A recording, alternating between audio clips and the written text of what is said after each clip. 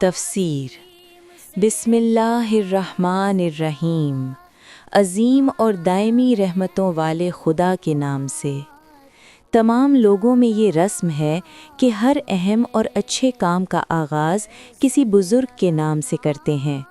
کسی عظیم عمارت کی پہلی اینٹ اس شخص کے نام پر رکھی جاتی ہے جس سے بہت زیادہ قلبی لگاؤ ہو، یعنی اس کام کو اپنی پسندیدہ شخصیت کے نام منسوب کر دیتے ہیں۔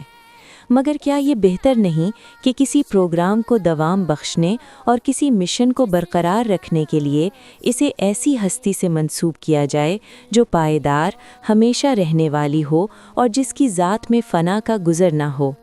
اس جہاں کی تمام موجودات کوہنگی پذیر ہیں اور زوال کی طرف رواں دواں ہیں۔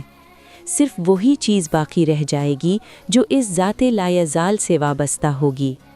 انبیاء و مرسلین کے نام باقی ہیں تو پروردگار عالم سے رشتہ جوڑنے اور عدالت و حقیقت پر قائم رہنے کی وجہ سے، اور یہ وہ رشتہ ہے جو زوال آشنا نہیں۔ اگر حاتم کا نام باقی ہے تو سخاوت کے باعث، جو زوال پذیر نہیں۔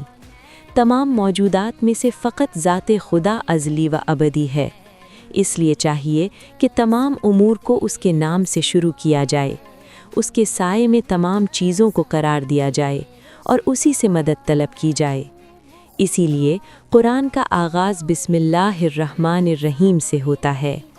اپنے امور کو برائے نام خدا سے وابستہ نہیں کرنا چاہیے، بلکہ حقیقتاً اور واقعتاً خدا سے رشتہ جوڑنا چاہیے، کیونکہ یہ ربط انسان کو صحیح راستہ پر چلائے گا اور ہر قسم کی کجروی سے باز رکھے گا۔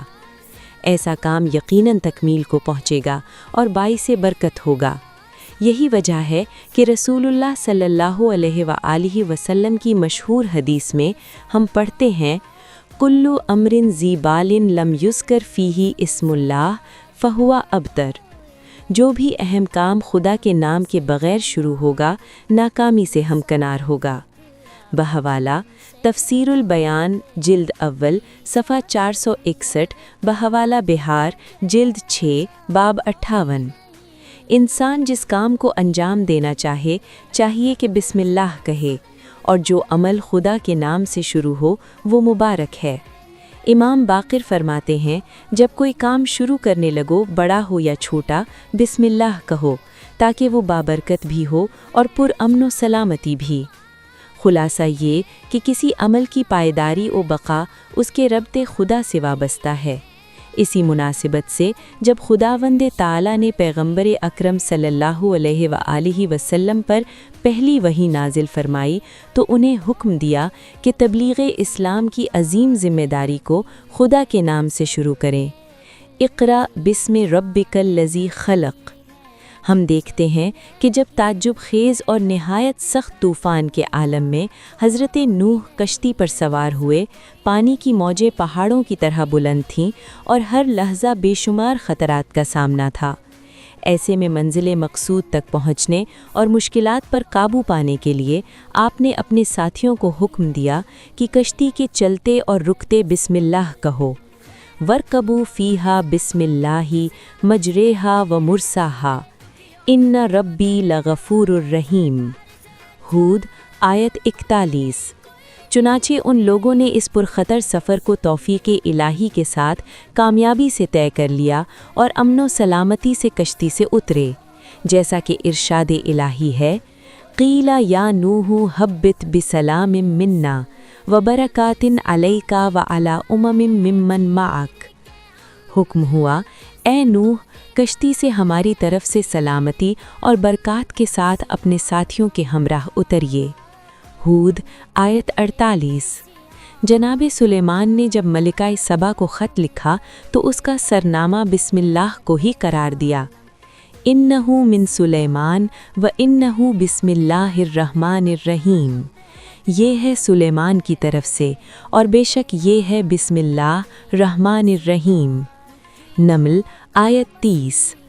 اسی بنا پر قرآن حکیم کی تمام سورتوں کا ابتدا بسم اللہ سے ہوتا ہے، تاکہ نوع بشر کی ہدایت و سعادت کا اصلی مقصد کامیابی سے ہمکنار ہو اور بغیر کسی نقصان کے انجام پذیر ہو۔ صرف سورہ توبہ ایسی صورت ہے جس کی ابتدا میں ہمیں بسم اللہ نظر نہیں آتی، کیونکہ اس کا آغاز مکے کے مجرموں اور معاہدہ شکنوں سے اعلان جنگ کے ساتھ ہو رہا ہے۔ لہٰذا ایسے موقع پر خدا کی صفات رحمان و رحیم کا ذکر مناسب نہیں۔ یہاں ایک نقطے کی طرف توجہ ضروری ہے، وہ یہ کہ ہر جگہ بسم اللہ کہا جاتا ہے، بسم الخالق یا بسم الرزاق وغیرہ نہیں کہا جاتا۔ اس کی وجہ یہ ہے کہ لفظ اللہ خدا کے تمام اسماء و صفات کا جامع ہے۔ اس کی تفصیل عنقریب آئے گی۔ اللہ کے علاوہ دوسرے نام بعض کمالات کی طرف اشارہ کرتے ہیں، مثال کے طور پر خالقیت، رحمت وغیرہ۔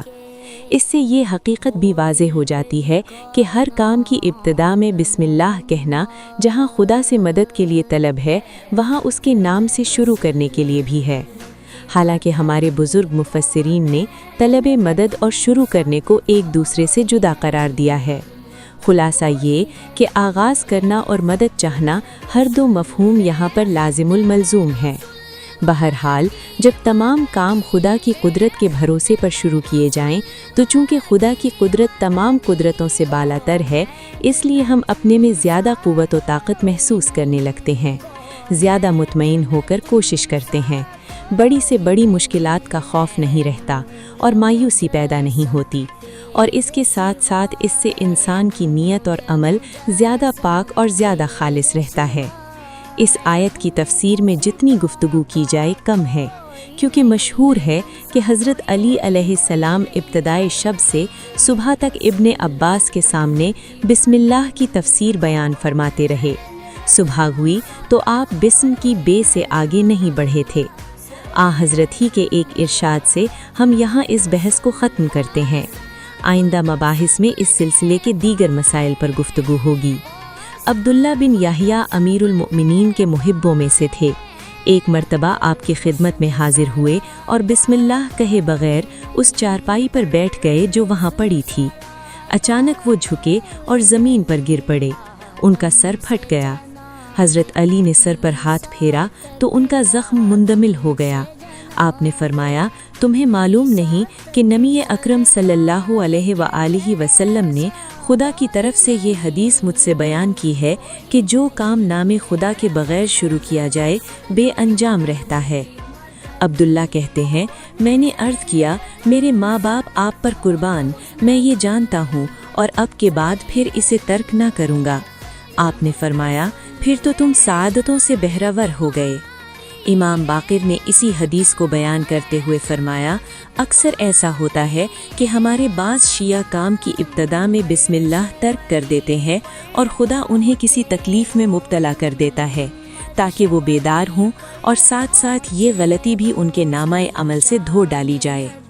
بحوالہ سفینۃ البحار، جلد اول، صفحہ 633۔